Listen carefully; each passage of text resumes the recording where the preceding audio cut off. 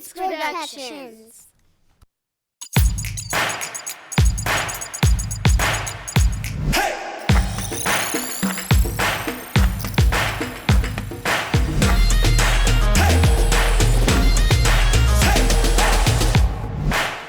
What is going on, everybody? Welcome into another episode of The Final Drive here at Sour Kids Production Studios. It is Alec, it is DeAndre, it is Makai. Gentlemen, it's been a minute since we did a show. Obviously, the last show we did was the NFL Draft. By the way, shout out to everybody who watched and commented and engaged with us during the draft. It was a fun draft, some questionable moments for sure, a la Detroit. DeAndre's notable F grade was given. Atlanta too. But it's good to be back. So, boys, how we doing? How we doing, fellas? Doing pretty good. It's hot. The Rangers are good. And I don't watch hockey, but hey, the Dallas Stars are doing pretty good. So, hey, life's good. I mean, same here. I mean, hot as hell. As we're starting to get to summer, my phone was a low key overheating in my car. Had it turned off for a little bit while I was driving, which is why I was late. But yeah, like Makai said, I mean, hey, the Rangers are doing good. Stars are doing good, and also XFL people, our Arlington Renegades, won the XFL championship. So Beautiful. Things are looking up in Arlington. I don't know what to say about the Cowboys, but hey. And also, shout out to the city of San Antonio. Yep. They not only do they have lovely women, as Charles Barkley has said numerous times, but they landed the number one pick. So the victor won the Yaba sweepstakes. I butchered that. Did I butcher that? Not bad. But obviously they're going to land victor number one, most likely. That should be lots of fun. And we'll see if Pop sticks around for that. Imagine they take Scoot, though. Scoot did cook Vic. He did cook him in those two games they played. Someone has the card, Scoot Henderson, no matter what. Pop, bro. Pop's coaching lifespan just got extended for another 5 to 10 years. He said, "You're Tim Duncan, but you can shoot." Yeah, I wanted to stick around. But yeah, so the draft obviously was a few weeks ago. Most rookies have been signed. They will begin rookie mini camp later on in the coming weeks. But boys, I know we talk about it a lot draft night because it was round one, but now the draft has concluded. What were some of your winners and losers from the draft? Who did you guys like? Who came out on top, do you guys think? I mean, I like the Colts. I like what they did. Yeah. Anthony Richardson is a guy who can. I originally, when I was looking at the pick, I was thinking he might need a year to sit, but I think he honestly could be ready to play day one and could be a surprising rookie of the year candidate, considering what he's able to do in the air and on the ground, and also with Jonathan. Is it not Jonathan? Yeah, it's Shane Steichen. Shane Steichen, yeah, the head coach. Shane Steichen coming over from Philadelphia, where they use the same thing with Jalen Hurts and his mobility to make him an MVP candidate. So I'm excited for the Colts class. I like in the second round getting Julius Brent out of Kansas State, the corner. I think he starts right away. Long, lengthy, like him, kind of like Tariq Woolen from last year. Long, lengthy, has that speed. Josh Downs is a guy who fell in the third round. North Carolina.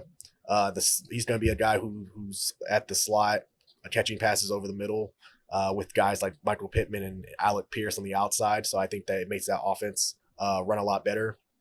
And then I'm trying to think the defensive lineman out of or something, out of Northwestern. Oh yeah. He slid to the fourth round, didn't he? Yeah.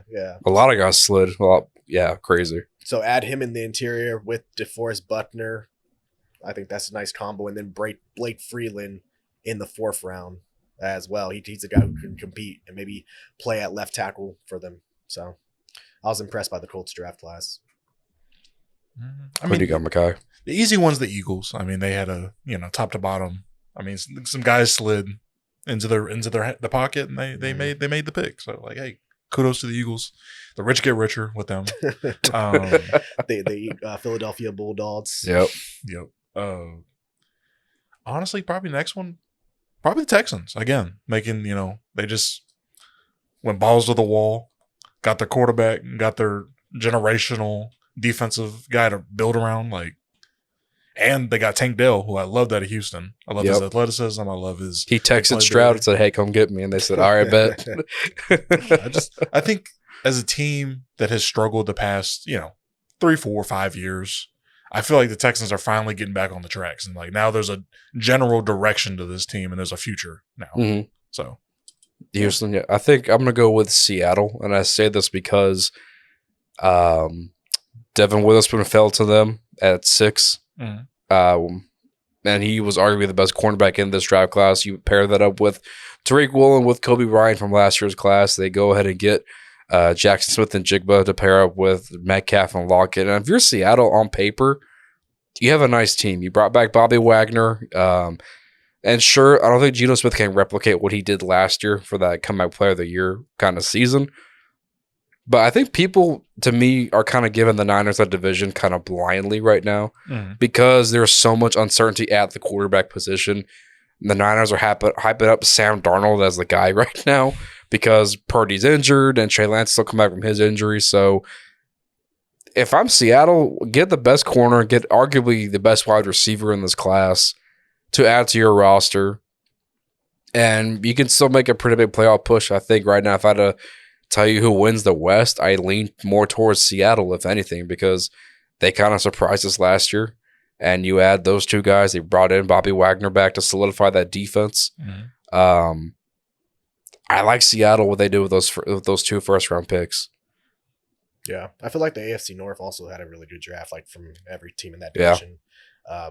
Cleveland, I think they got some good starters, good future starters late in the draft. DeJuan Jones could be a starter at right tackle in the future. He fell, I think, to the 4th or 5th round. Yep. Massive behemoth of an offensive lineman. Luke Weipler, the center out of Ohio State. He's a guy who could start for them potentially in the future as well. Cedric Tillman, who, if you looked a year previously, I think he would have been a second round, maybe a first round pick. It's just injuries this past year at Tennessee allowed guys like Jalen Hyatt to kind of be that number 1 receiver over at Tennessee. So I think he was a great find in the 3rd round. So yeah, I mean, the Browns had a good draft. I mean, Steelers. I mean, yeah, so Darnell Washington. What did he fall 5th or 4th round? Fourth. Yeah. 4th. And then Joey Porter Jr. fell to them after they traded back so many times. He landed in their pockets. Yep. And then they got the big offensive lineman from Georgia, Braxton Jones, to kind of really help give Pickett a true blindside protector. But should have traded up to get Broderick Jones. Yeah. And then one more team I'm going to mention. The team that I think kind of had a very questionable night 1, but then with the value they had later on, turned it around, in my opinion, the Lions. All right, so they trade up to get Jahmyr Gibbs. That kind of shocked everyone. Or I'm sorry, they traded back to 12, and they took Jahmyr Gibbs. It's and still then an F draft, Alec. And then, I mean, to get the kid from Iowa, the linebacker, Jack Campbell, who probably would have been there in the 2nd or 3rd round, but then you look at what the Lions did. Bringing in Laporta, the tight end. They get Brian Branch, who a lot of people had going in round 1 as a safety.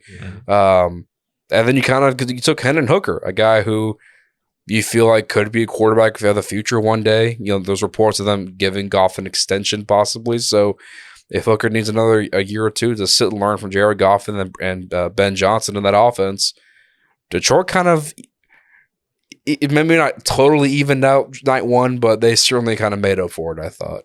I mean, they did get a lot of value. When you look at it, it's like, okay, if these guys were picked within, like, let's say Brian Branch was their 1st round pick and Jahmyr Gibbs was their other 1st round pick, it wouldn't look that bad. Right. But I don't know. Like, when you take Jahmyr Gibbs 12th, and I don't think there was a team in that range that was going to take him, if you ask me. Like, I look at the Patriots, Washington, like all of them, they pretty much had, like, and they said they were fine taking Gibbs at 6. Yeah. And that's what's crazy to me. It's like you could have traded back and honestly got more assets out of it.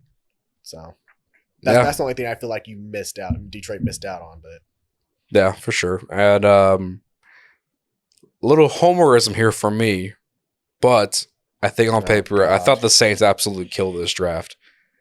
I think you can compare this draft class to 2017 when they took Marshawn Lattimore, Ryan Ramczyk, Alvin Kamara, Marcus Williams, Anzalone, Trey Hendrickson. 6 guys who all have gone on to get second contracts in the NFL. I think on paper, Brian Breesy could be a day one starter. They took Isaiah Fockley in the second.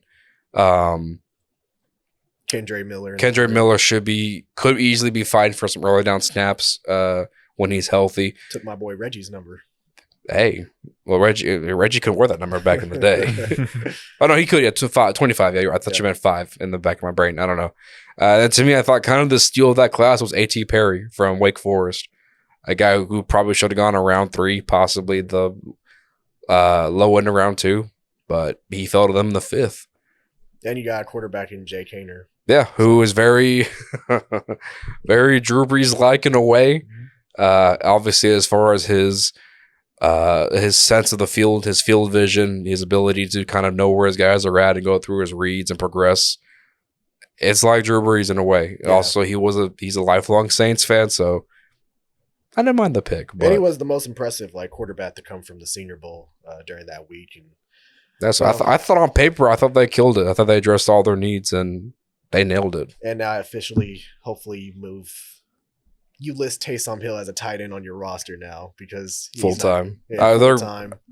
I would assume so because they signed Foster Monroe, but you're going to carry 3 quarterbacks because I don't think you put Haener on the practice squad. He'll get plucked right away. So, and Jameis is your quarterback too, so it makes sense. I also didn't mention this pick by the Browns, but Dorian Thompson-Robinson out of UCLA, DTR, nice backup for Deshaun Watson as well. So yeah, I remember when the Browns tweeted out we have our first round pick and it was a picture of Deshaun. Yeah.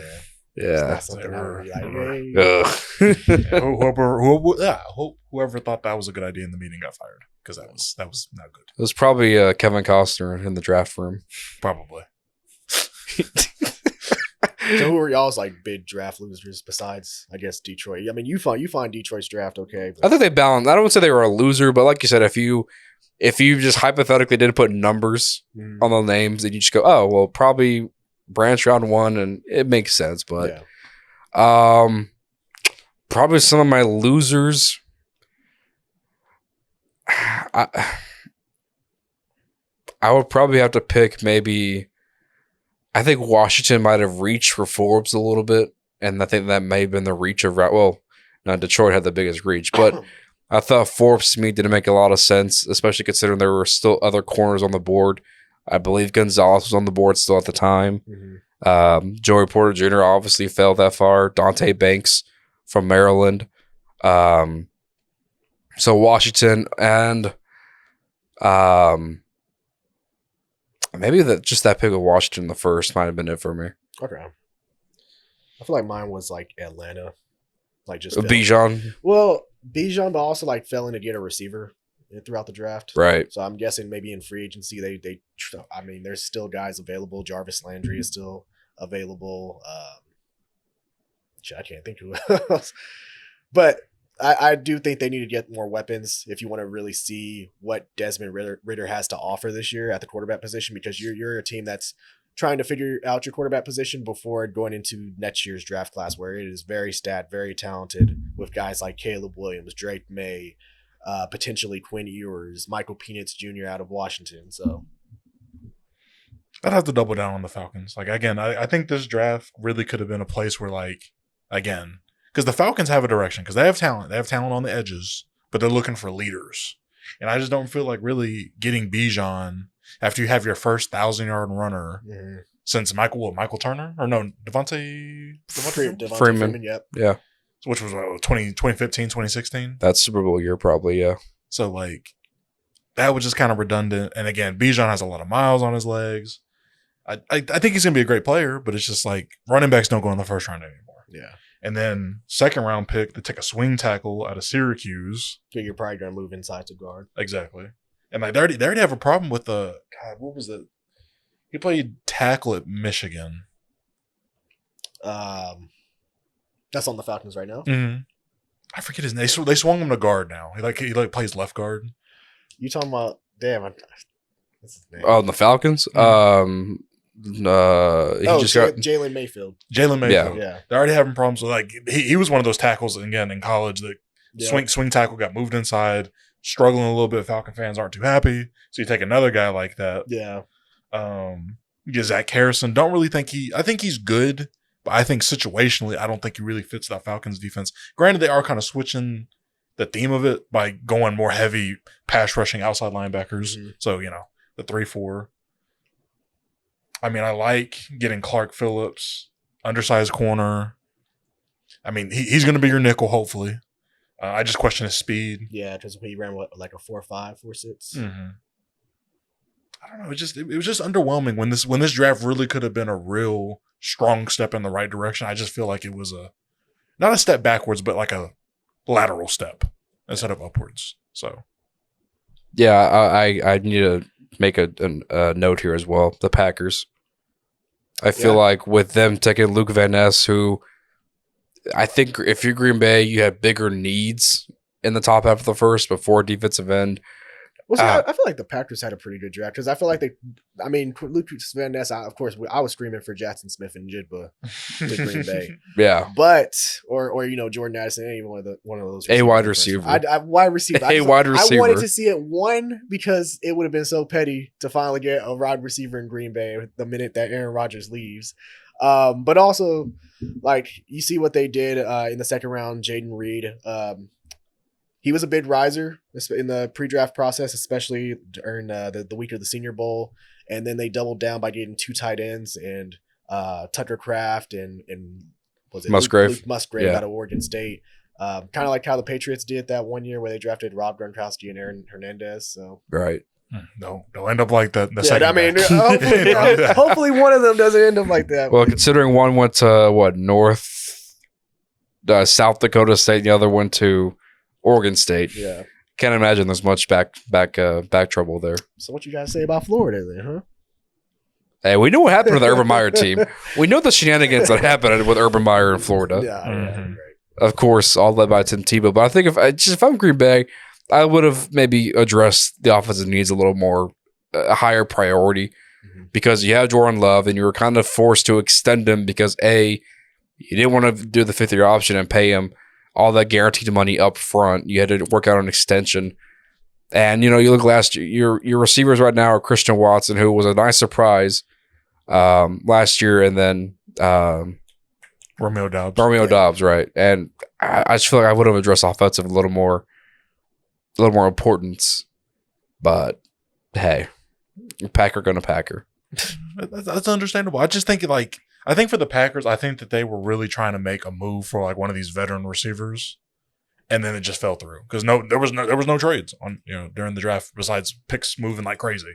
Yeah. So, I mean, there's still some people on the move. I mean, Corey Davis, even though Robert Saleh says that he wants Corey Davis to stay in New York, he's a guy who potentially could be moved because he has that high cap hit that they could potentially save like I think $11 million without losing any money. Right. Who knows what happens to DeAndre Hopkins? Yep.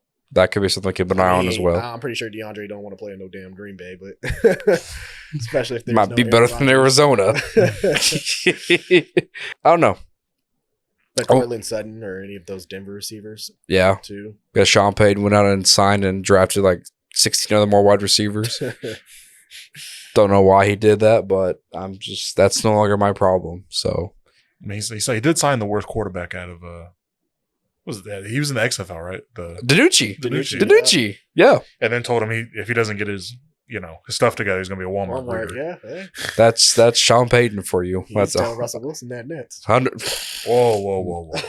It's 100%. If he doesn't perform, that's about as authentic as you can get from Sean Payton. Is that kind of remark? But I think this is a draft where I think it was maybe not as top heavy at so many positions, but the depth was the biggest thing for a lot of these teams. I thought, a lot of these guys, I think a lot of these teams had great value picks. Mm-hmm.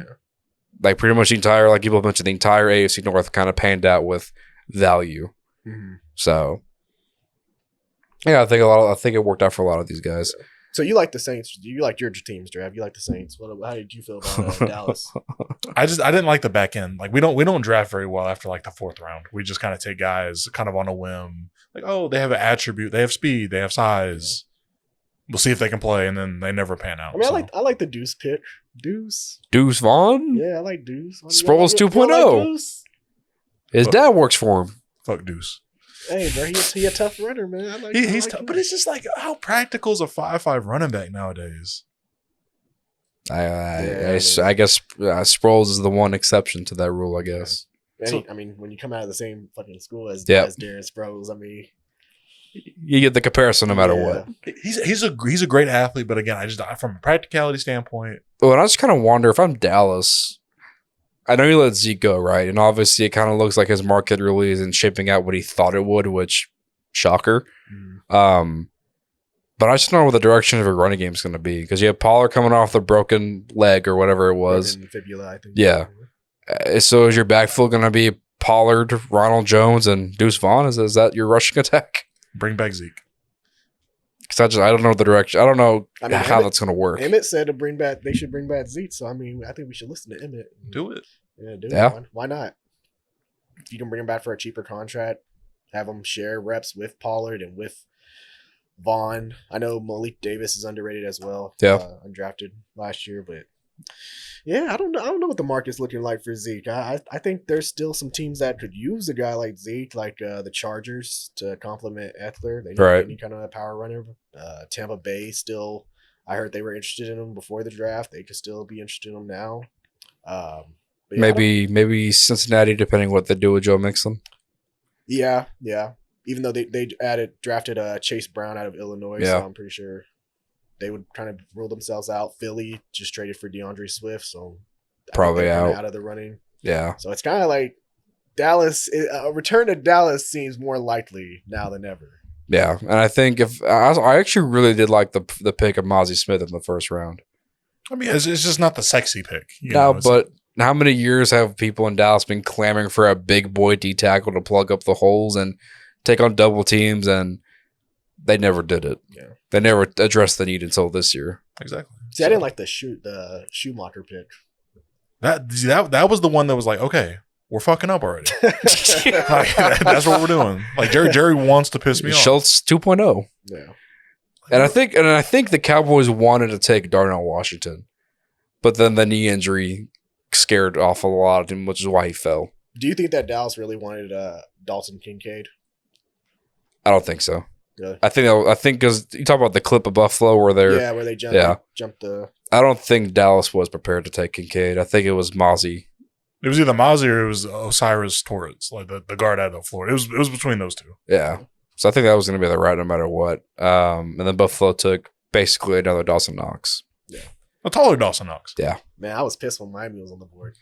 You guys didn't pick in the first round because you were out here tampering and whatnot. Traded one, tampering with another. Even though apparently I didn't realize that when you tamper, you can negotiate your damn draft picks. Like who was it between Philly and Arizona? Oh yeah. They were over here negotiating, so they ended up exchanging draft picks, but we got to lose ours. It's the word. It's the word usage. Yeah. Negotiating just sounds more formal. Some bullshit, bro. They're just trying to attack us for the Brian Flores shit. But obviously, we didn't see Miami night one. So let me ask you, DeAndre, how did you feel about the Dolphins draft class? Because again, they didn't pick night one, so they were from round 2 on. Yeah.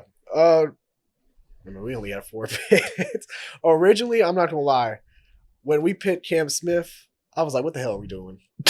Osiris Torrance is on the board. DeJuan Jones is on the board. Like, we need offensive line, bro. We got to protect Tua, man. So when we chose another cornerback, especially when we look at our corners on our roster, Xavier Howard, Jalen Ramsey, Kader Kahu was a nice surprise as an undrafted free agent last year. Nick Needham tore his Achilles last year, but he's returning.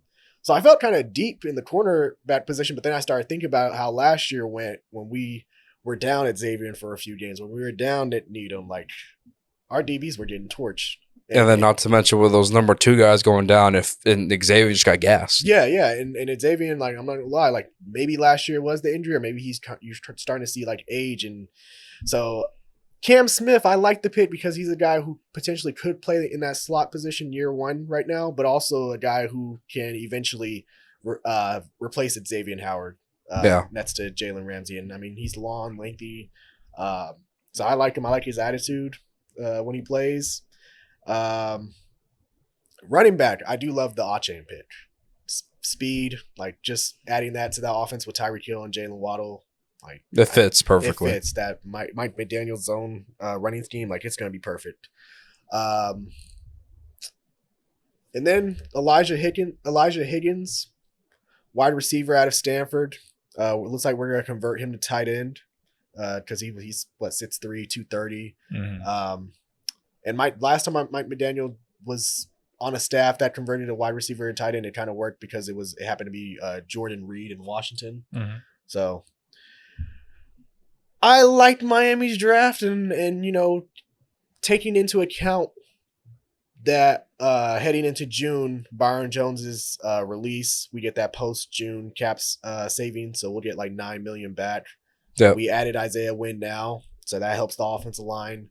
Dalvin Cook might be available, so Yeah. then we still got some options to improve with the offensive line. So I'm not really as upset as I was during draft night when we didn't choose any offensive linemen. And fun fact about Dalvin Cook, the Vikings took him out of their team banner on the Twitter page and replaced him with Alexander Madison. So if you just didn't need more proof that he's probably done in Minnesota, I think that Hey, could be it right there. And of course, that you guys have home. been the team linked to him this entire time. Yeah, he wants to come to Miami. Whether it was a trade target or it was a potential cap casualty, that offense would be nice. Tua, Dalvin Cook, Waddle, Tyreek. Yep. Hey, I love you, Jeff, but you don't have to go, bro. Hey, whoa. We don't cut you into Eagles. No, but I'm being honest because if we'd be backups. Well, I'm being honest because if we take Dalvin Cook, I'm pretty sure Jeff Wilson ain't gonna want to stick around Probably. to be a number 3 or number 4 running back. But he's like the one guy from UNT who's there. Yeah, I know. I love. We Jeff go from Wilson. one guy to zero guys. I love Jeff Wilson. I would want him to stay. No in Miami. representation in the NFL. Look, I would want Jeff to stay in Miami. Do I think Jeff wants to? Do you think he would want to stay in Miami? I mean, probably not. I mean, shit, he wanted out of San Fran once they got McCaffrey. Yeah, and he knew he was demoted. Yeah. But hey, we'll see. It was a fun draft night for sure. Really quick, this just crossed my head. The NFL schedule dropped last week. So I have here the 9 best primetime games according to NFL.com. We'll just start it off here. So shockingly, pretty much all these games are an AFC game. Couldn't tell you why. But these are the 9 best games to look forward to this season according to NFL.com. Number 9 is the Bengals at the Jaguars. Obviously, the Jaguars kind of were coming up last year. They took the Chiefs well into the end of that game at Arrowhead, and the Bengals, we know who they are. Joe Burrow should very much be in the mix for MVP next year. But that is the 9th best primetime game they have. What week is that? That will be week 13. Oh, okay. In Duval. In Jacksonville. Yeah, that's going to be big for Jacksonville if they want to take that step. That'd be a good game to get under your belt towards the end of the year. Yeah, not to mention probably 2 of the best quarterbacks we've seen in college-wise. Yeah, I mean, I think that game's definitely going to mean more to Cincinnati than it will Jacksonville because Cincinnati will, at that point, will still be probably trying to play for the division title, considering you have Pittsburgh and Baltimore, Cleveland all fighting for that division. Jacksonville, you're kind of on cruise control because I don't know what AFC South team is going to compete with Jacksonville this year. They could realistically have 3 rookie quarterbacks playing next year. Yep. And Levis, Stroud, and Richardson. Richardson, yeah. Yeah, they're going to be chilling. Number 8, the Detroit Lions at the Dallas Cowboys. Week 17, that game will be on ESPN. So the Lions got like 4 primetime games this year now. I'm kind of scared for them now. They have jumped. Now they're going to be ass. Yeah, I know that. Back Right? to ass. I feel like the pressure's going to hit them now, Well, they have the opening game of the year. and I don't like it. I don't like that. They're about to get cooked on primetime television week 1. Jared Goff about to get torched. Oh, it's going to be great. It's going to be beautiful. Well, actually, watch it be a shootout. Watch this be a high scoring shootout between Jared Goff and Patrick Mahomes. Because if the Chiefs blow out the Lions, then we're gonna be like, oh well, we overhyped the Lions this year. Lions are actually ass, and then You're gonna start seeing during the season, Lions start winning some games, and then you put them on prime time again. We see them, they get exposed again. So I don't know. Prime time might not be right for Detroit, but we'll see. Number 7, the Baltimore Ravens at the San Francisco 49ers, week 16 in December. I mean, again, that I project that meaning more for Baltimore than anything, just because that division race is going to be nuts. Yeah. In the AFC North. Yeah. Yep. AFC North. Yep. That'll be a good ground and pound games because both those teams love running the football. Mm-hmm. And you'll see 2 elite running backs in Christian McCaffrey and Lamar Jackson facing off. Sorry, it was those low fruit. I grabbed it. I'm sorry. Bro. I apologize. Lamar Jackson's a very good quarterback. You also got to apologize to J.K. Dobbins too, man. No, I don't need to apologize to J.K. Dobbins. I said what I said about elite running backs. J.K. is not that. Definitely not. Yeah. Number 6, they have the Philadelphia Eagles at Dallas, week 14, when they go to AT&T to take on the Cowboys. I mean, yeah. I mean, you have the 2 best teams in the division going head to head. I mean, at that point, again, later in the year, it means a lot more. So, and those 2 teams always play each other close, no matter what. Oh, it's always a hard fight. Yeah. So, and I believe last year we didn't get Dak versus Hurts, did we? No. Because both games, both of them were out, right? Yeah, Dak was hurt at different times. Yeah. Yeah, so it could be the time we see Dak and Jalen on primetime football, so that should be fun. Jalen Hurts back playing in Texas, like he used to back in high school. Channel View, and Dak's gonna prove to everybody he is that guy. Yep. We're finally gonna prove that in year 9. Finally, I knew you were gonna say something. Number 5, they have the Bills at the Bengals. Obviously, last year with the Damar Hamlin situation, we didn't get to see these 2 teams play during the regular season. And in the playoffs, the Bengals kind of just stunned everyone in the snow and took down Buffalo. Embarrassed them. Yeah. Buffalo is looking at that game on the calendar right now and circling it. Yeah, they should be because Cincinnati had their number that entire game. Yeah. Number 4, a rematch from last year's playoffs as well. The Cowboys at San Francisco to take on the 49ers. Love it. I was just chalk it up as L. Prime time. We can't beat the Niners, man. We can't. Prime time. We looked back at the historic matchups between them, especially in San Fran. The catch. Yep. So I'm looking forward to that one. Yeah, and I think Mackay, just on paper, if you lose to Jimmy Garoppolo, Brock Purdy, and potentially Sam Darnold, how would you feel? You mean Trey Lance? It's going to be Sam Darnold. But I would say you said Jimmy Garoppolo. How about Jimmy G beat him in the playoffs? Oh, okay. Like in previous matches. Yeah.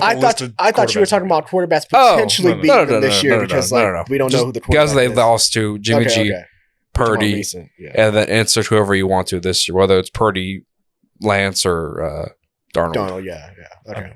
I'm just not surprised. At the end of the day, we just don't play them you play a team like the Niners, you play the Ravens, you play the Steelers. You have to bring a certain level of physicality, and we just still don't have that. I still don't really, even with the Mozzie Smith pick, I don't feel like we're there yet. Yeah. But you didn't feel at all like Dallas was close last year in the playoffs? Like they had it, especially with the new additions they added this offseason with Brandon Cooks and, Mozzie Gilmore? Smith. Yeah, Gilmore. I mean, shit, still having Dak at quarterback's the problem.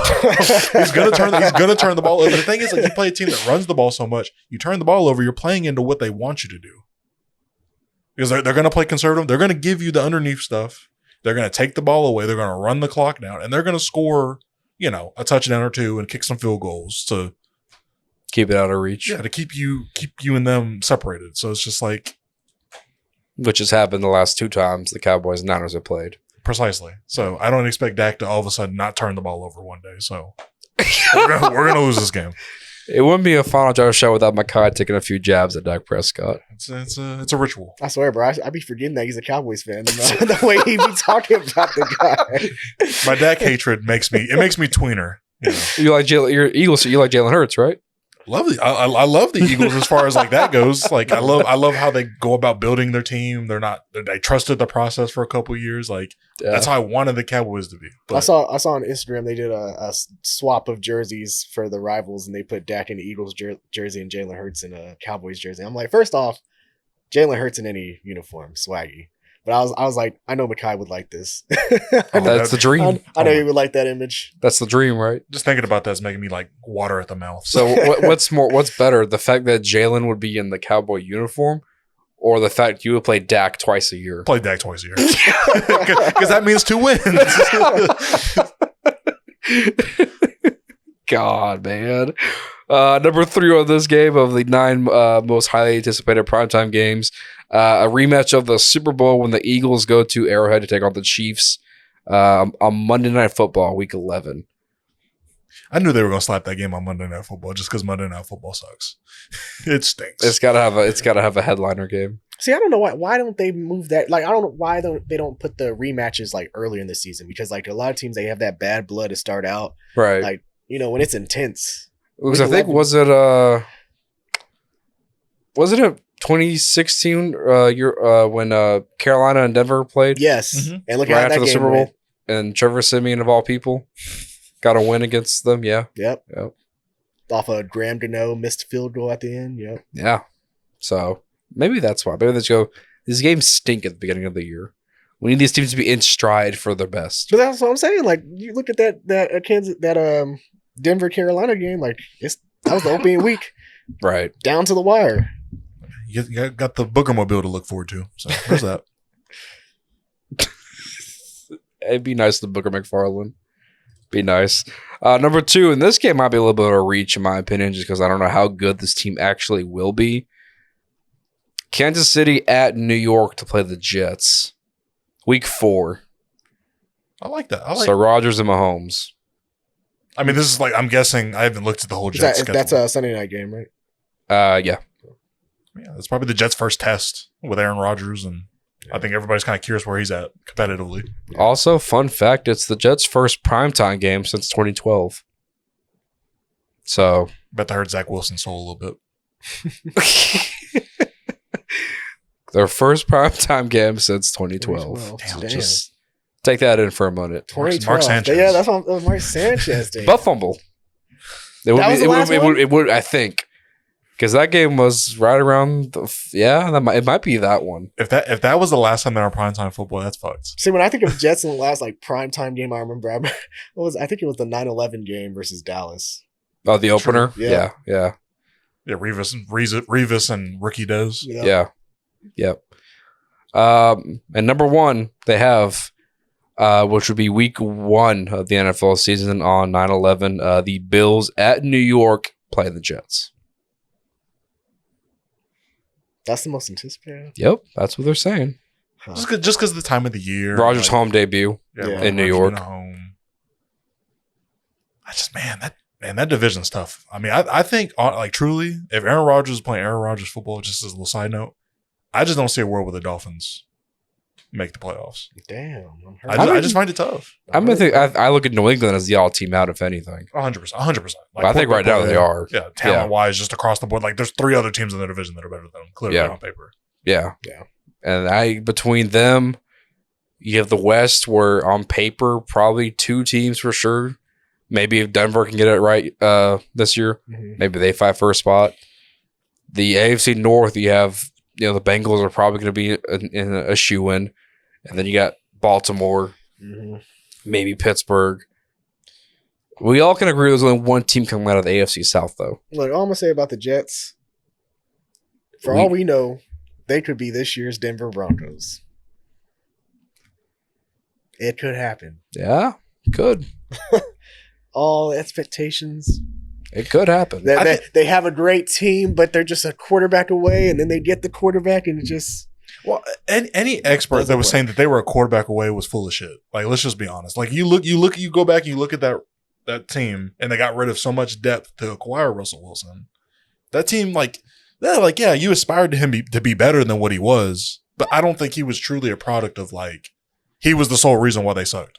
Quarterback play wasn't great. Play calling wasn't great. Leadership at the top with the coaching staff wasn't great. It was a bad situation. I think the Jets, with an established Robert Saleh, they have more cornerstone pieces offensively and defensively. Young pieces at that. And they've added more in this past draft. Yep. And I think that Aaron Rodgers is a little ticked off about people questioning whether or not he wants to play football anymore. He's passionate about it. So, I think that's a recipe for the Jets to be pretty good. Yeah, I mean, look at Favre after New York with Minnesota. That first year in Minnesota, they went to the NFC title game. Bounty Yep. Hey, we did America a favor. You did. Looking at Favre now, we did America a favor. I don't know. We did a good thing that day. Think about all the shit y'all had with that Saints team. Y'all had Bounty Gate. Y'all had Darren Sharper. And that was after. Lead the NFL that was. interceptions. Oh no, I thought you meant what Darren Sharper did. Oh no. No, that was after his playing days. Shit, I'm pretty sure it wasn't towards his playing days when he was doing it. I thought No, he retired. He retired when he started doing it. Yeah. When he was doing his Bill Cosby shenanigans. Yeah. Darren Sharper, the hardest hitting safety in the league. Yeah. God. So with the schedule not being dropped, that means training camp is right around the corner. OTAs, rookie minicamp, boys. So I'll throw it to all of us. Give me one headline, one player or a team that you're most excited about to see kind of develop and happen during training camp.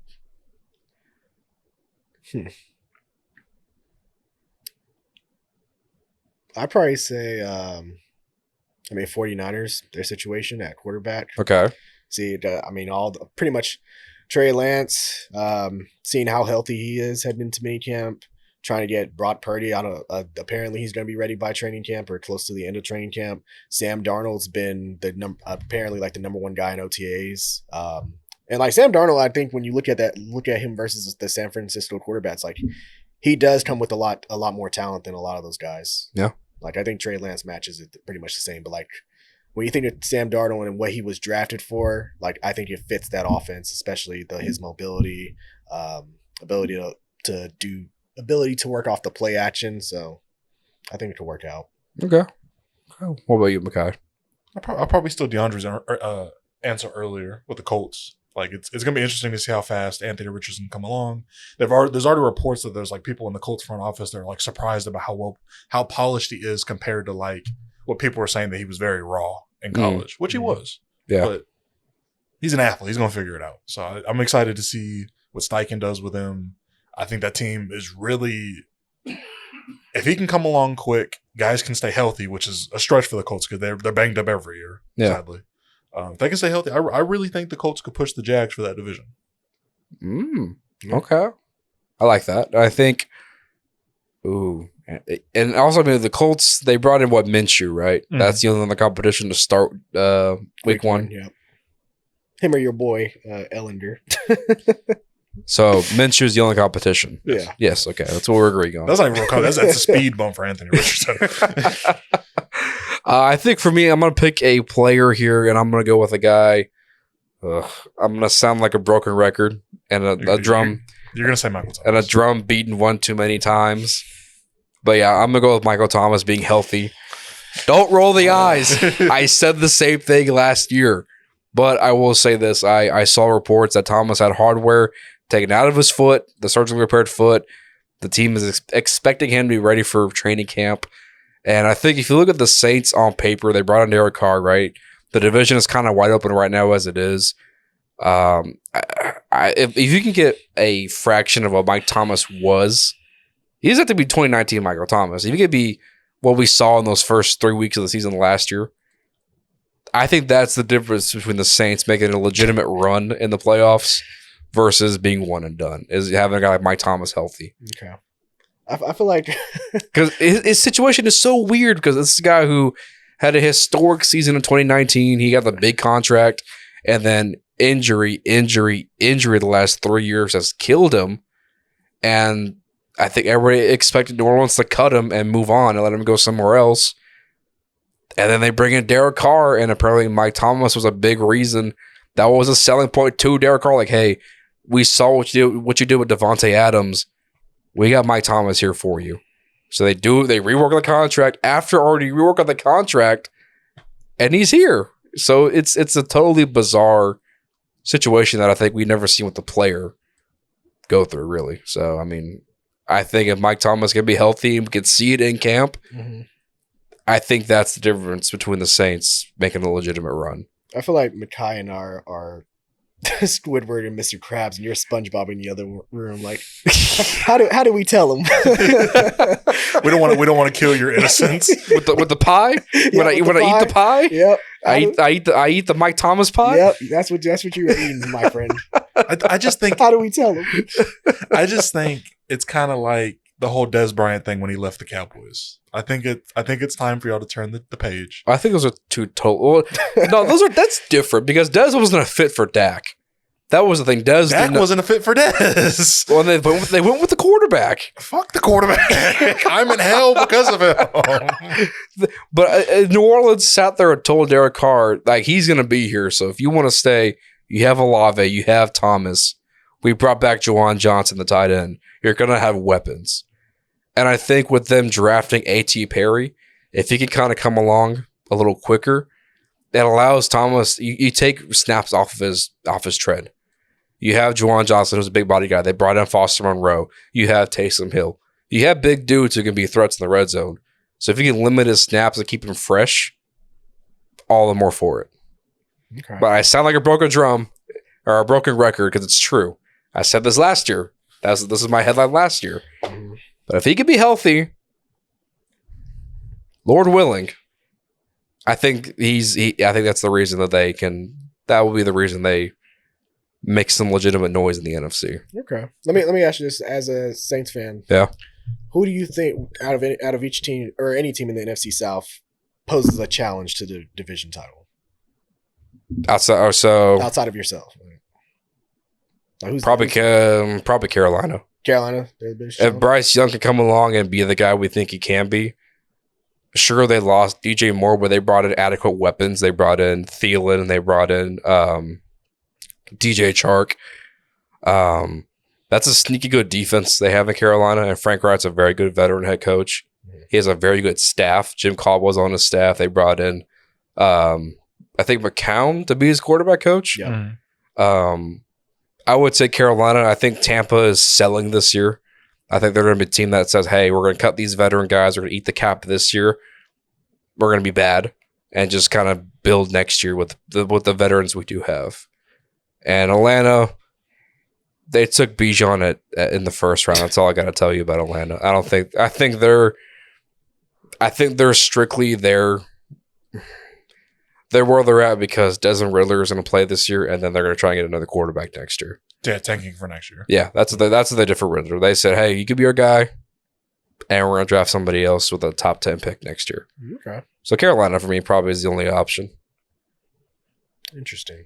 Oh, also, because you brought up DJ Moore, Chicago's a team to watch for during minicamp and OTAs. Yeah. I just think with the additions they made this offseason, also to see the level of growth that Justin Fields shows, especially with an established receiver like DJ Moore, adding him.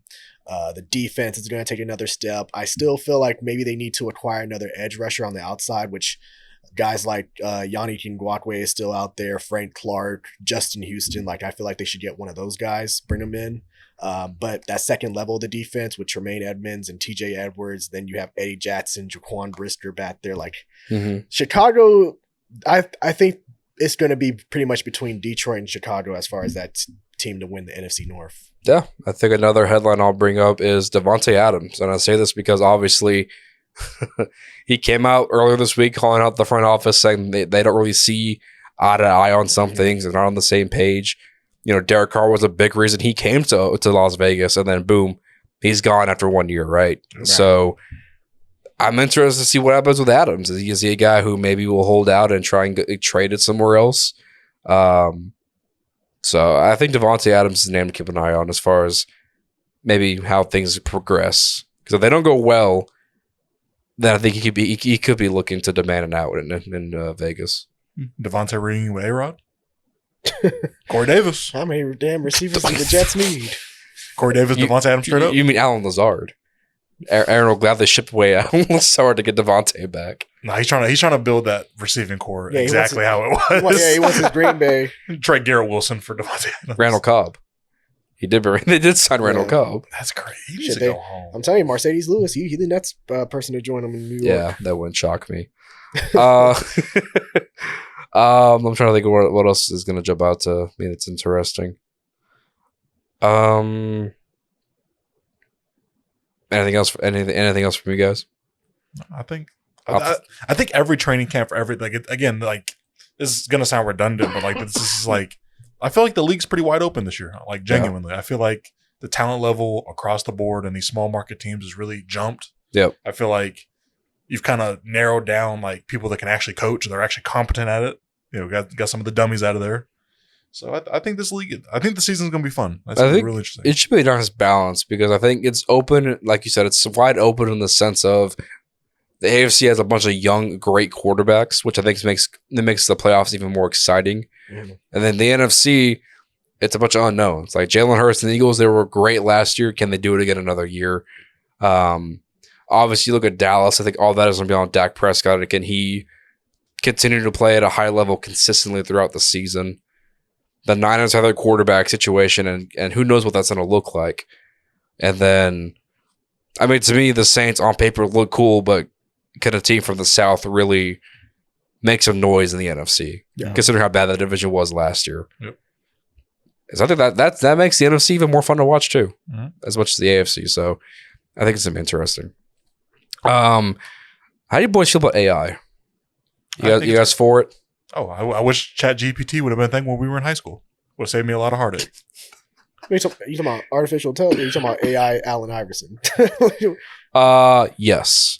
The AI, the artificial intelligence. Yeah. Okay. How do you feel about that, DeAndre? Are you for it? I don't know, bro. I've seen too many damn movies. So I'm like, hey, it looks good now, but hey, 20 years from now, shit won't be too right. All right. So I already question when I'm on my computer and I already see shit, or when I'm on Instagram and I find all the shit that's pops up in my suggestions. I'm like, how the fuck do they know my interest? The power of technology is truly something, boys. Yeah. So ChatGPT has they rank their top 10 NFL teams since 2000. I'm gonna reveal this list to you guys, and let's just see how I feel about if AI got it right or wrong. Okay. Number 10, they have the 2019 Kansas City Chiefs. Which Patrick Mahomes, Tyreek Hill won the Super Bowl. Yeah. Correct. Yeah, that's fair. Yeah, that's the 10th best team. That's fair. Yeah. Number 9, they have the 2005 Pittsburgh Steelers. So Ben's first year as a starter when they went on to win the Super Bowl. Still kind of that steel curtain defense mantra. They had the bus. Yeah. Oh, yeah. Yeah. That's. I can't argue against it. Yeah. Okay. Very balanced, both sides of the ball. Okay. This one you might argue against. Number 8, the 2002 Tampa Bay Buccaneers. Jesus Christ. Is this the first bump on the road for AI? Because who was their quarterback? Wasn't it Brad Johnson? Yeah. That was a really good defense, though, I'll admit. I mean, the 2 Hall of Famers. Oh, them 3 now. Derek Brooks was still there. Yeah, Derek Brooks and Warren Sapp. Rondé Barber. Rondé Barber. So 3. And then Scrubs. Oh, John Lynch. Yeah. Yeah. Don't do that. Shouldn't be a Hall of Famer. Anyway. Shouldn't be a Hall of Famer as a player or as a GM. But either way. And then offensively, they had Keyshawn, I believe, was there. Keenan McCardle was in the tail end of his career. You're digging for some names now. Yeah. They shouldn't be this high. If we're digging for names like that, they shouldn't be. So they're number 8. Nah, I put Kansas City in. Okay. Pittsburgh. So you put both of them ahead of them comfortably. Yeah. Yes. Number 7, they have the 2015 Carolina Panthers. And I'm not gonna lie, that for me at least, that might have been the most fun team to watch that I've seen. It's fun, but also I feel like it's too high just because of they were flawed. Cam willed that team. When you look at who the hell was on that offensive side of the ball, it was Greg Olsen. Greg Olsen, nice. Don't get me wrong. Jonathan Stewart, he's solid. He was cool. Philly Brown, but Jericho Cotchery. Exactly. Your receiving core was Philly Brown, Jericho Cotchery, goddamn Devin Funches. Because Kelvin Benjamin was at the torn ACL that year. Yeah, his big ass. The offensive line wasn't that good. I think Michael Orr was on that lineup. Yeah, they were. He was, right? That was his last year. Yeah, that was his last year. That team was bad. I only saw a person on the offensive line was Ryan Khalil. Yeah. The defense was really good, though. Oh yeah, The Thomas de- Davis. Yeah, Luke defense Kuechly. was nice. That was the 1 year of Josh Norman we saw that was really good. Mhm. Yep. That's So, because Cam choked the talent into him during training camp that year. and then Odell knocked it into him in the middle of the season. Yep. So number 7, you feel that's too high or too low for the Entirely too to high. it. Entirely to it. This Too this high? is probably the most like this team should need on the list. Yeah. Okay, that's fair. Number 6, they have the 2004 Philadelphia Eagles. So McNabb, Westbrook, T.O., Brian Dawkins. Yeah. They went to the Super Bowl. They went to the Super Bowl that year. Then they lost to the Patriots. Yeah. Yeah. Lost to New England T.O. played on the On a broken leg. and still put up 11 for 100 something Yeah. yards. That's crazy. Ridiculous. It makes me think what the hell he would have put up had he been healthy. Oh my That god, is- they would have won the damn. They would have won the game. Tom would have one less ring. Yeah. And Oh. maybe maybe Donovan and T.O. ignore their issues. Oh yeah. 'Cause he was out after that year, wasn't he? A rain solves a lot of problems. Yeah, because 05 was his first year in Dallas, correct? Mhm. Yeah, so he was out after that. But yeah, Philly number 4. I mean, fuck McNabb. Brian Westbrook was severely underrated as a running back. I like it. I like it. I'm not mad at that. Huh? How you feel, DeAndre? Yeah. I like it too. Yeah. Number 5, and this team might be, well, we'll see. The 2000 Ravens. Man, I think 5 honestly is kind of fair because as it's kind of the same case as the Bucks in the sense of that a defense was so historically legendary, but Trent Dilfer was your quarterback. Yeah. And your best weapon was a, well into his 30s Shannon Sharp. Yeah, that was your best weapon offensive. I think 5's kind of fair, honestly. Just kick field goals and play good defense. Yeah. I think 5's kind of fair. That defense is crazy. Agreed. And then the defense on paper they built in 2001 was crazy. But I mean, that didn't work out, obviously. But maybe a step too high. You think so? Okay. Yeah. Okay. Yeah. Well, I feel like that's fine. I feel like Trent Dilfer. Don't get me wrong. Like he's the outlier and everything. But like that defense, bro, is just too good. Legendary. Like So many quality players on that defense. yeah. Number 4, they have the 2016 New England Patriots. So obviously, this was the team that came back from the 28-3 halftime deficit. Yep. I don't hate it. Now, here's the question, because I'm going to tell you right now. Number 1 is the 07 Patriots. Yeah. So since 2000, do you think the 2016 Pats are the best Patriots team we've seen besides 07? 07. Randy Moss. No, but is 16 the best other team besides the 07 Pats we've seen? 16. That was the year they beat Atlanta. Atlanta, yeah. Yeah. So are the 2016 Patriots the second best Patriot team since During that dynasty. During that dynasty, yeah. That's the ultimate question. I guess you'd have to say so, I guess. Yeah. Yeah. I mean, they came back from a historic comeback And in the they- Super Bowl. They crippled a franchise that is yet to recover. Yeah. Yeah, that is true. Atlanta has very much been affected by this. Because imagine the way we would have looked at Matt Ryan had he had that ring. Hall of Famer.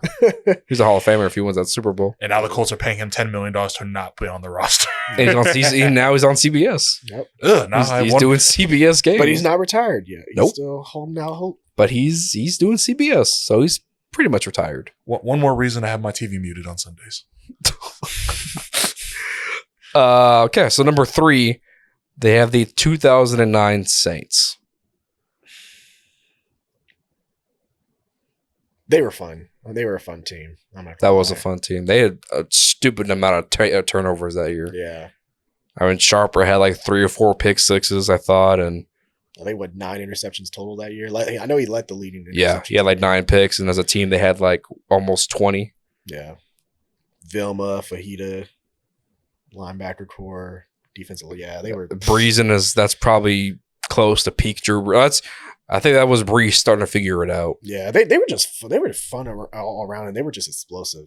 Like So many offensive weapons. Colston and Devery Henderson, Lance Moore, the running back rotation with Mike Bell, Pierre Thomas. Reggie Bush, Pierre Thomas. Like shit. I remember watching that wild card game versus Arizona. The rest of Or was it not wild card? It was the divisional round game. divisional round, yeah. And Reggie Bush just went the fuck off. Oh, when he's weaving through and then Yep. kind of spins and then goes Yep. and the mean jump cut against the Bro, just nasty, man. Reggie, I swear, bro, I could watch Reggie Bush highlights for days. I love Reggie New Orleans, but we didn't utilize him right. Yeah. Well, But I mean, I think Reggie was ahead of his time too. for sure, because like Yeah. the way Christian McCaffrey like is now, he's basically like Reggie Bush. Reggie Bush would be so fun in today's NFL. Yep. But okay, me personally, I don't hate number 3. How do y'all feel? Is that too high or too low for the 09 Saints? I'll just say this: look at the running quarterbacks that beat in the playoffs. You're talking about Kurt Warner, Brett Favre, and then Yeah. Peyton Manning. Yeah. It's a legendary run. I think that's fair. I think 3's fair. I think this team will always just like that team in general will just always hold like a special place in my heart because it was like the first Super Bowl like as a kid because I grew up watching basketball like that Yeah. was my main sport. So like this was the first Super Bowl I was really like locked in, and I was rooting for the Saints. With coming off of Hurricane Katrina, a couple years before. So Yeah. like God, I remember screaming so loud when that Porter pick six happened. And they were undefeated until like week 13 or something versus Dallas. Lost to the Cowboys. Yeah. damn, Yeah. Romo ended that streak. beautiful, my goat. Anyway, Number 2, they have the 2013 Seahawks. Legion of Boom. Yeah. sweet Jesus. I'm not gonna lie. I maybe will put the 14 Seahawks instead of the 13. Because I think at the time the 13 Seahawks were still kind of unknown because people really didn't know what Russ could do as a quarterback. And then in 14 was like he had his first breakout season, Mhm. and that offense was really just unstoppable. On top of the defense already being what it was. Yeah. So I would have maybe put 14, but I get it because 13 Well, destroyed Denver. yeah. That was a rough Super Bowl.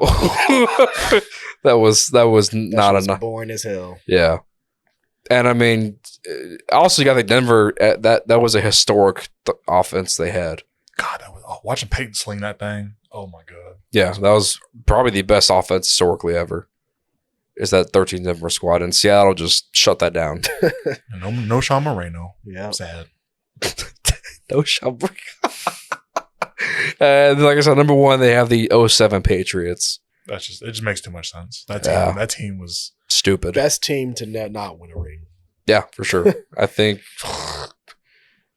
I don't know how it's not the 07 Pats. Until Mahomes goes and does what they did, it won't be nobody else but them. Just nasty, bro. And they did all that to lose to the 9-7 Giants. Eli. Eli. Low-key, that might bump that would be bump you down to 2 right there, just for that reason alone.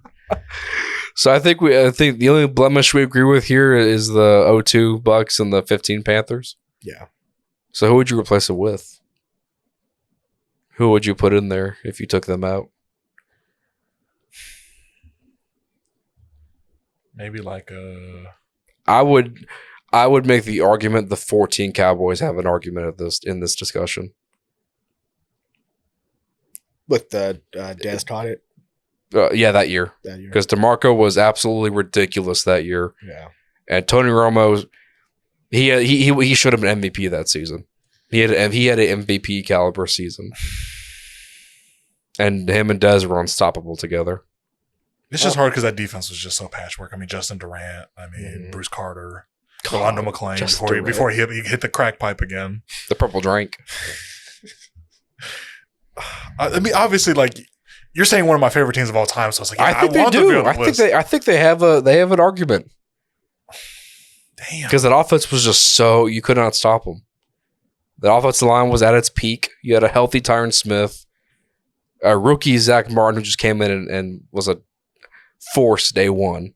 You know what? Fuck it. Just so we can have our 2 teams on the list, and then DeAndre's team cannot be on the list. Yes, throw the 2014 Cowboys on the list. I mean, if we talking about greatest fucking runs, I mean, aren't we the team that finished the season undefeated still yet? But DeAndre, before we were Dolphins, before we were all born, who cares? Okay. But DeAndre, Chad D. When did I'm pretty sure that the Cowboys last Super Bowl, you weren't born then, were you?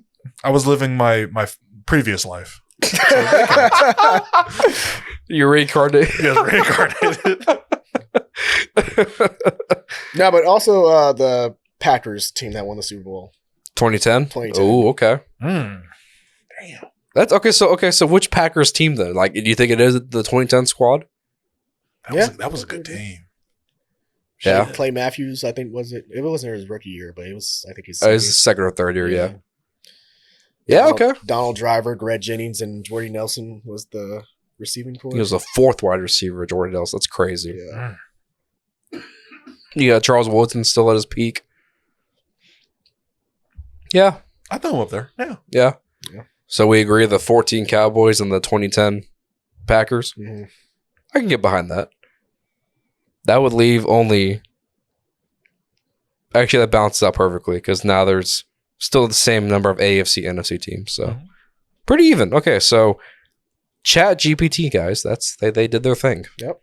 They did their thing. Last thing we'll get to, or second to last thing I should say, is the NBA playoffs. Obviously, Lakers, Nuggets, Heat, Celtics. Nuggets took game one. The Heat and Jimmy Butler took game one against the Celtics. What are just some of your general thoughts, boys, on the NBA playoffs so far? Well, as a person who has a brother who loves his fucking Celtics so damn much, I was pissed that Philly squandered their chances of upsetting Boston. They just gave that Doc shit Rivers. away. I mean, bro, can you really even blame Doc Rivers for how they play? Well, you blame them for getting to Game 7 because they should have ended that shit in Game 6. However, Game 7, that shit was not on Doc Rivers, bro. That's on your damn two superstar players, Joel Embiid, who didn't show up, MVP. Sympathy MVP. Yeah, sympathy MVP. Yeah, that's what he is now, bro. Like, when you win the MVP and you have a performance like that in Game 7, Yep. and then you have Jokic, the guy who was the two-time MVP, about to be three-time, and he shows up in Game 1 of the Western Conference Finals, putting up 39, 20, and 14. Stupid numbers. Like, come on, bro. Yeah. It's crazy. So you're obviously rooting for the Heat. Then I'm just gonna of course. just take a stab at it. You're for Of the course. Heat, right? Jimmy's my guy, I think bro. they got a chance. I fucked with Jimmy. I think Miami's got a chance. Bro, trading Jimmy is probably one of my, I think it's one of the worst decisions that we made as an organization. It's fair. It's a fair thing. I think you look at Miami, we should have whole built around him. do what? I said we should have built around him instead of trying to trade him. I mean, I think the biggest thing at the time was you weren't sure how his offensive game was going to grow. Like, 'cause he was a great defender, and he was a competent enough offensive player to be considered a decent two-way player. Yeah, he definitely wasn't the player he is now. Exactly. Yeah. It was kind of like a Kawhi situation whenever the Spurs were kind of up in the air and they flipped him for DeMar. So Yeah. you can't fault it. I mean, looking back, obviously you fucked up. Yeah, of course. But at the time, it was a good trade. But I think Miami's built for this run because look at them coming in as the 8th seed. They had to play the play-in. They have the number 1 seed of Bucks, and what do? They take them down. Yeah. And then they take on the Knicks, who are a really hot team, and people were like, "Oh, New York's finally figured it out with Jalen Brunson as their guy," and then they take him down. Yeah. And now Julius Randle took down the Knicks. But that's kind of like how Miami's identity is. It's like they lose somebody, but they always have someone ready to step up. they're scrappy. Their bench depth is always good. They are good at finding gems. Yeah. In their roster, and I mean, losing Victor Oladipo in the first round, losing Tyler Hero. Poor Oladipo, man. Yeah. He just so cannot sad. catch a break. Unfortunate. He cannot catch a break. But I will say, I think these two finals justifies the bubble in the sense of obviously Miami. Actually, it's the same matchup, is it not? Yep. Miami, Boston, and then Denver and LA. It kind of justifies that. Hey, the Mickey Mouse bubble. Those are the 4 best teams. Yeah. But I mean, hey, Makai, your Warriors lost. Yeah. How do you feel about that, buddy? Clay needs his ass whooped. Clay needs his ass whooped. Jordan Poole needs his ass whooped. I blame James Wiseman for this whole thing, this whole debacle. Because his ass wants post touches, bro. Just get your ass on the block and rebound. No, you need to blame who was it? The guy who went after LeBron You talking about? with the post on Instagram. Wait, James Wiseman. Well, he wasn't on the team, but he should have been on the team if he just would accept his role. Yeah. Because he was just like, I want post touch. I want to be able to shoot the ball. Yeah, I want your 7'2" ass in the paint, rebounded. I'm trying to remember, who provoked him on Twitter? No, it was Instagram. It was the guy who put the cap on. Okay, now you're gonna get me to look it up. Like this is like a known person, or this was just a random? Because I don't remember what you're talking about. Let me see. I'm gonna find it for you. Don't worry. That's tough, man. I don't know. It was a tough break. I mean, it's hard for Steph to carry an offense like that whenever nobody else is hitting their shots. I mean, like your second best player in the series was Kevon, and then your third was JaMychal Green. Moses Moody. Yeah. JaMychal Green. Yeah, JaMychal Green, man. And then when you had Andrew Wiggins missing most of the season, like the last half of the year, that was rough. And then it really didn't help when Jordan Poole, the guy he just signed, was supposed to be kind of this tweaker as far as a sixth guy, but then he can play when he needs to. Absolutely disappeared in the series against the Lakers. In front of all the LA baddies, I might add. Yeah, he chalked that up pretty good. Yeah, in front of Kim K, he just did not show up. Yeah, if you don't get your shit together, it might be time to brush up on that Taiwanese, my brother. Who is it? Dwight Howard who's over there tearing it up? Dwight Howard is his asshole. Dwight Howard, funny, Dwight Howard is out here recruiting Doc Rivers. He said, "We need some coaches over here." It was him, Clay, Doc Rivers, Jordan Poole, Clay, Julius, James Harden. He said, "Everyone who's sticking it up, come over to Taiwan, brother." But also Phoenix, bro. I'm disappointed in them. Hey, later Goosehead versus Denver. I'm not gonna lie. I just feel like Kevin Durant's legacy is now chalked. It is, in the sense of what was the thing he needed to do after Golden State? Win a championship by himself. Yeah. And how's that gone for him since? I mean, I don't really think he needs the vindication of a championship by himself. In the eyes of the people, he needs it. I don't think he cares either. He doesn't care. Give a damn. Yeah. He don't care. But look at the history. Couldn't do it in OKC when he had Russ and Harden. They were young. Couldn't do it in New York when he had Kyrie and Harden. And year one with Phoenix with Chris Paul and Devin Booker, couldn't do it. But Golden State in the middle with 4 All-Stars around him did it. Yeah, I'm just surprised as like head coaches in the NBA, like as far as what you're able to accomplish, and then how soon after those accomplishments, how quick you are. The lifespan is short, my friend. Like Dwayne Casey was fired, winning Coach of the Year the same damn year.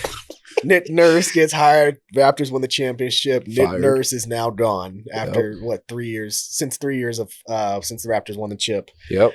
Mike Budenholzer gone. His brother died during the playoffs. Yes, and gone. Monty Williams, Suns were in the finals 2 years ago. Gone. I mean, I think it's just like, again, how you lose to the Mavs, how you lose to the Nuggets, and then this whole DeAndre Ayton thing. Yeah. Like, it's I still don't get why. I would never understand the logic in that front office when they said, "Hey, let's match Indiana's offer and bring DeAndre back." Never made sense to me.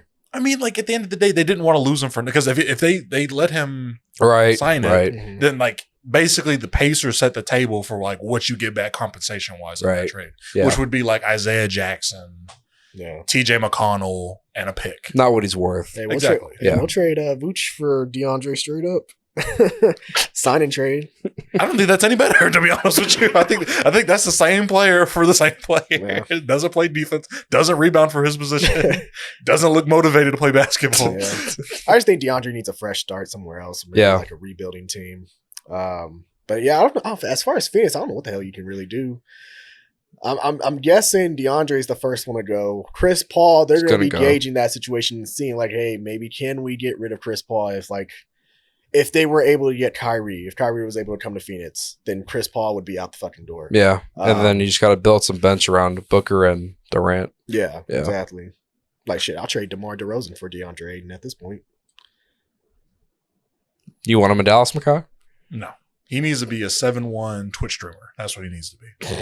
that shit's bad, man. I get and I want to be somewhere, but man's just openly giving up. Dallas needs to free what's his name, Miles Turner out of Indiana. Yeah, he wants to be there. He signed an extension willingly. Yeah. He wants to be there. And he's not really the guy I want next to Luka. The guy I want to be around Luka as a center is Nicholas Claxton. I want a rim runner. I want a guy that's going to block shots, tenacious down there, fights for boards, doesn't care about shooting, good roll man, can catch lobs at the rim. That's who I want. I don't want a guy that's going to be posted at 3-point line so we can have this KP experiment again. Because that was beyond me that he was getting out rebounded. I'm just saying, Capazzo. Miles Turner is a good defensive player, though. He is, but like I feel like again he can play above the rim. We have seen that this year with Tyrese, but I think that he saw the not immersion, but just the what's the word I'm looking for? The ascension of Tyrese Halliburton, and like he's one of the best ball handlers in the league now. Yeah. Like and being able to get a team in and out of breaks or in and out of sets. He's like a top guard at that now. So it's like, why would I leave? I'm comfortable now. And they're building a team there. They're built. The Pacers are coming. Yeah. With Rick Carlisle. And the draft is for sure going to be interesting because you have Dallas, who's I'm guessing they want to trade the 10th pick if it helps them bring in some roster. Macau doesn't want to do that. If we trade that pick, bro, I'm not going to be a Mavs fan anymore. Please draft. I'm just being. I see it likely that Dallas trades that pick because they're thinking of the now with Kyrie and keeping Luka. Like you need some player. And the 10th pick is probably going to be the cost of it. I think Portland's a team that's also going to trade the third. They're looking to trade the third. I think they will too. Which I think, to be honest, Portland should just ship Damian Lillard because I don't think you're ever going to build a championship roster in Portland. It's just tough because it's like, let's just say for the Trailblazers' sake for a second, right? With their argument. You already signed Anthony to a long-term deal, so he's kind of Dame's running mate in the backcourt, per se. You got Shaden Sharp. You're about to lose. You're probably going to lose Jeremy Grant in free agency. Price tag is going to be a little too high. Yusuf Nurkic can't stay healthy to save his life. You have some back end role players on the end of your bench that are young, that are solid. So there's depth to the team, right? But there's not enough consistency in that starting lineup and, for them to win. And whoever you take a third, I don't think is going to necessarily, whether it's Scoot or whoever, that will that's not going to make you a contender from right there on. Yeah. And then again, it's like, what do you trade the third pick for? Like DeAndre Ayton? Like, he's not really that much a cut above Nurkic. You could go get RJ. RJ can't shoot, can't dribble with his right hand. Bradley Beal. That's a lot of money. Damn. John Morant.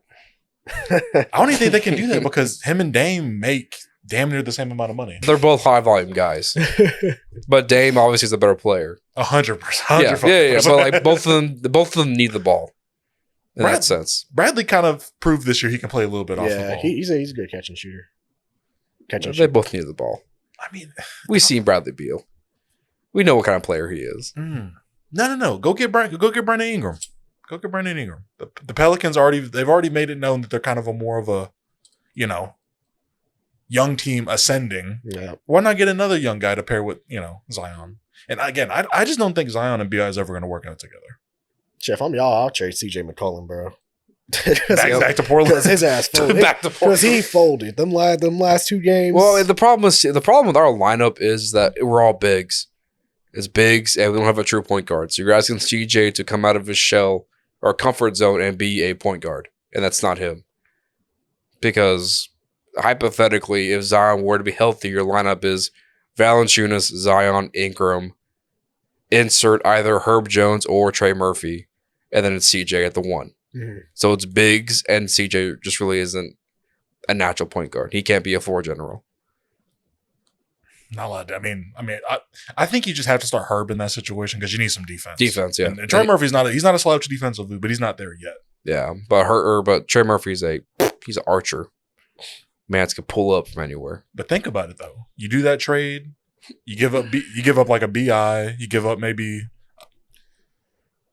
not Trey Murphy. Trey Murphy was too good for y'all this year. Maybe like a Dyson Daniels, Kyra Lewis, ship that. Get Anthony Simons back. Yeah, Anthony Simons is that point guard you're needing. Okay. Doesn't play defense. I don't hate that. Doesn't play defense, but he's an amazing passer. And you get the third pick. Oh yeah. Take Scoot. I want Scoot no matter what. So you think Scoot's going number 3? You think Brandon Miller's going 2 to Charlotte? I don't know. I couldn't tell. We know. I think Brandon Miller's the better fit for Charlotte for sure, but I don't know if Charlotte is going to take him. Pass up the talent of Scoot. Yeah. I don't know. That team would be interesting. Then Terry Rozier's on the block. Yeah. Scary Terry. You're not going to pay a 6-man, almost $20 million a year. Fats.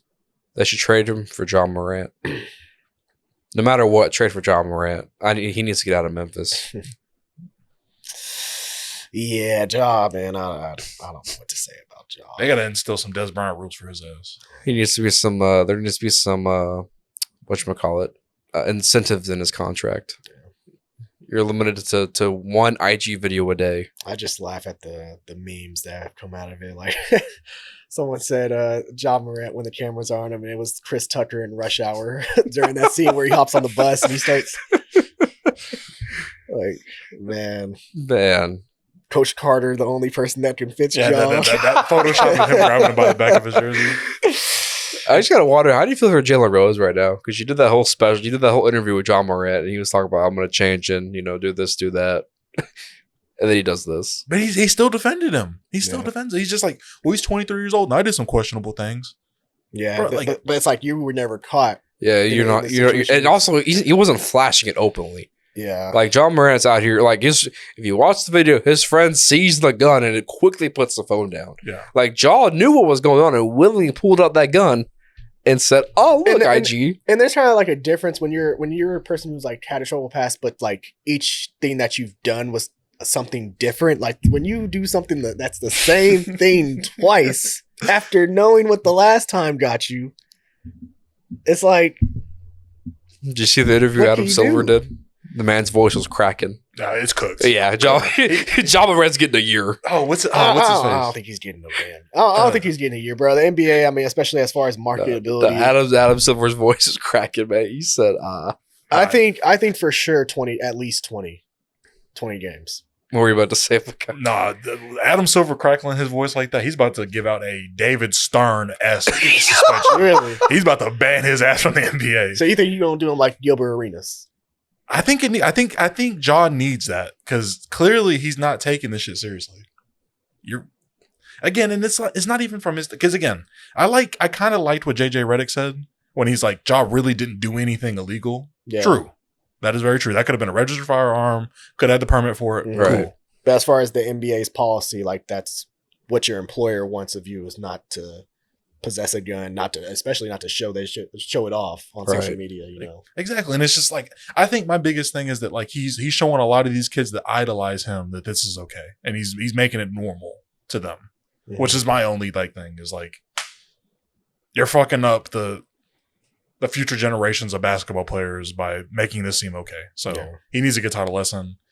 So, and also what it's doing to your team, because now you might start off the first half of the year without you. That puts your team in a bad position. So shit, they're better without him. Honestly, on paper they don't, but they actually play better without Ja. Like that's for a fact. You think Dylan Brooks looked at this going, you guys need me back? Oh, 100% he called, but they didn't answer that call. It went straight to voicemail. They have his number blocked in all the facility. He went through all the socials, demon the Grizzlies. All had him blocked. Yeah. Dylan Brooks, it's okay. You'll be a Dallas Maverick. It's okay. Yeah, but I think really quick before we sign off here, boys, give me a conference finals prediction. Eastern and Western Conference. Who do you guys think is going to come out on top? I hope Miami. Okay. Most likely probably will be Boston. Okay. Throw in a game prediction. I'm gonna take Denver. Okay. I'm gonna take Denver. Yeah. Give us your number of games though. Number of games. Okay, Boston, Miami. I say 6 games. LA, Denver goes to 7. Okay. I need 7 games of that Nuggets and Lakers. I need that. Yeah. What about you, Makai? Give me Heat in 4. Dude. Okay. I'm not even gonna call Jason Tatum by his government from now on. I'm just calling him Deuce's daddy now. Because Jason Tatum's a damn schmuck. I mean, he did have that big game 7, but like if looking back on it, like if he didn't have that big quarter in game 6, he would have had a long off season. Yeah, exactly. He was trash. Yeah. During that game, like those first 3 quarters. So Miami for the sweep, huh? Yeah. Okay. Give me the damn sweep. Damn. Okay. And then give me Nuggets in 7. Okay. Okay. I'm gonna go Heat in 6. And just to be different, give me the Lakers in 7. Give me that bubble rematch. I need it. Okay. I need the Jimmy Butler energy to be seen on national television by everybody. I like it. I like it. Yeah, give me Lakers in 7. Okay. Then predict your finals. Who would win it? Lakers in 7. LeBron gets that 5th ring, and then there's some serious conversations to be had about him and Jordan. Jordan didn't lose that many times in the finals. I say He's been to damn near double the amount of finals Jordan has been to. I say Still. if Denver's in the finals, I say Denver wins it. Okay. I think Jokic, bro, just unstoppable. And Him in the tracksuit, brothers, yeah, man. like in Jamal Murray, like I said, when I was picking, I know I made a mistake picking Minnesota to upset Yes. Denver. I know. I'll live up to that. However, I did not expect Jamal Murray to come out and be the old Jamal Murray that we're Bubble Jamal Murray. Yeah, bubble Jamal Murray, and that's what we've seen recently. So It's the bubble, I'm telling they you, look boys. good. They look good. It's the bubble brought to without the bubble. Michael Porter got, he's like his confidence has grown, especially after what he did to KD. Like, so I like Denver. Yeah. I know you asked me pop. Yes. Question. Yes. So What do you got? with Fast and the Furious coming out this week, Oh boy. Fastettes, Okay. and I saw this question going around Twitter, so I'll ask it to you guys. Okay. When was it that Fast and the Furious escaped realism or escaped reality to you? Like what? It could be a scene. So or the a movie. moment when the shenanigans begin. Yeah. Like when was it like, okay, I see where this is going now. I already have my answer. I just need y'all to confirm what movie it was. Was it 5 or 6 when Vin Diesel drove through that fucking plane? 6. That's where it is for me. He drove through a fucking plane and lived. Okay, I think I'm gonna go with Fast. I'm gonna go with Fast 5 when they pull off the heist and they were able to switch the safes off under the tunnel. Okay, that fast. Yeah, because there's no way that actually you can pull that off in real life. When you slide the So hold on, let me ask you this. So it's not them pulling them heavy ass banks across the street. the entire heist. It's the swap of the safes. That's what the entire heist is just so. There's no way this could actually happen. Okay, but they're gonna say on the off chance you do somehow pull off bringing the vault out of the police station. There's no way you could swap it off under a bridge where no one sees it into a garbage truck, and then you get the new one. Mm-hmm. The one's empty. There's no way. There's no way you can pull that off. Okay. See, I already tweeted it, but mine was Fast and the Furious 6 when Dom is saving Letty on the bridge. He leaps out of his car, catches Letty with the tank. With the tank, catches Letty midair at full speed, knowing damn well like that him flying into her should have killed her on impact. Then him proceeding to land on top of a car should have killed him. So that was it for me. And what confirmed that shit was the following movie was when Dom said, you know the part about street racing is or street fighting or the street always wins. And this man stomped on the ground and the parking garage just tumbled with Jason Statham in it. Or even in 7 when Dom drives off and he throws the bag of grenades and it somehow latches onto the helicopter. Yep. And you see Dwayne Johnson just go away, just flash it up and just one shot to blow up the helicopter. To blow up the death chopper. Yeah. But hey, that's why we like the movies, right? That's why we like them. Yeah, they went from serious action crime movies to now comedy. That's why we enjoyed them. Yeah, they're unrealistic as ever. That's why we enjoy them. You go to watch them to see how ridiculous they've gotten. Exactly. Yeah. And at the end of the day, I can have a good time watching that. I'm just waiting for that Transformers crossover. When Optimus Prime becomes Dom's his challenger. Mm-hmm. Jesus. Toretto. Dom Toretto. You and I share the same values of family. Dom Toretto. Cypher and Megatron have teamed up and are about to take over Cybertron. Will you help me and my Autobots save our family? Did you say family? Yes, brother. I ain't got friends. No, he's going to say, Dom Toretto, will you and your friends help me save my Autobots and save Cybertron? And then Dom's going to be like, I ain't got friends. I got family. And then he goes, Dom, we share the same values, brother.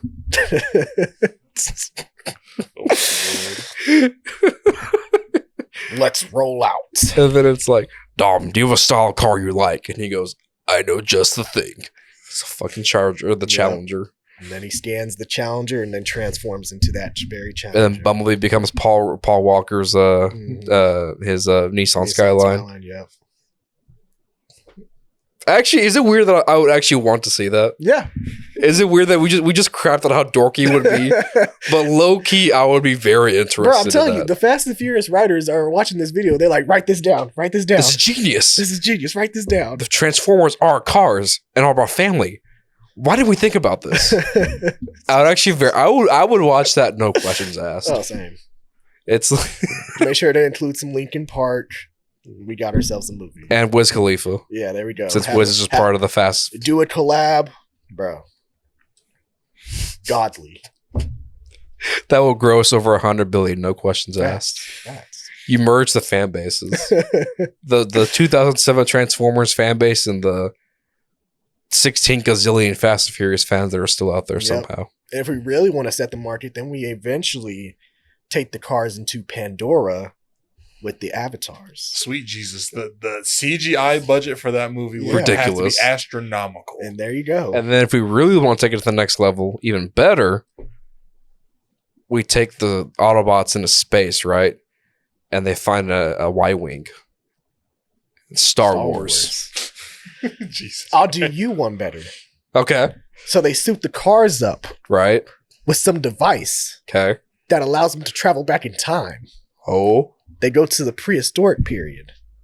Jurassic Park. With Fast I'll and do you one Furious. better. I'll meet you one up, all right? All right. So technically they can transform into any kind of vehicular instrument, right? Mhm. If it transports one guy from another, right? Right. Okay. So in Spider-Man No Way Home, obviously Stark Industries is kind of in a disarray now. Uh-huh. Optimus Prime finds a Iron Man suit, transforms into Iron Man, and now he's an Avenger. I'll do you one better. Okay. So the cars Right.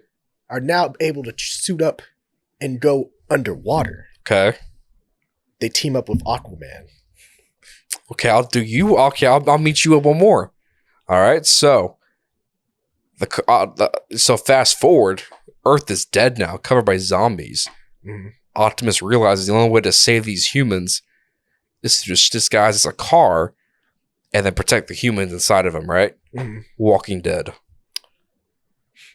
Same- Which The Walking Dead is set at 09, but still not the point. Same concept. Okay. However, I strapped the Walking Dead. All They right. go in the future, and they pick up a couple of hitchhikers on the road who turn out to be Joe and Ellie, the Oh. Last of Us with Fast and the Furious. Okay, I'll do you one better.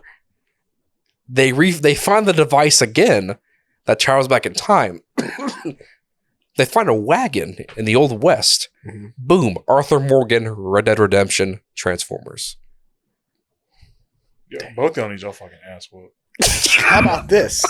Do you one better? They travel back in time, and this is Okay. how. And we owe this guy, a lot since he's been through a lot recently. But Jamie Foxx, he goes Okay. back in time, Okay. helps Django Okay. with Django Unchained and Fast and the Furious. Okay. I'll do you one better. All right. They realize we've gone away from what Transformers really is all about. They go back to 2007. They meet Sam again for the first time and fight Decepticons. Transformers back to where it all begins. I'll do you one better. Finally, Okay. they transfer back to what was it, 2001, Okay. where they originally street raced and Shut start over up. again with Fast and the Furious. Genius. That's the timeline right there. Right there. That's the Kevin Feige timeline Yep. right there at Comic-Con.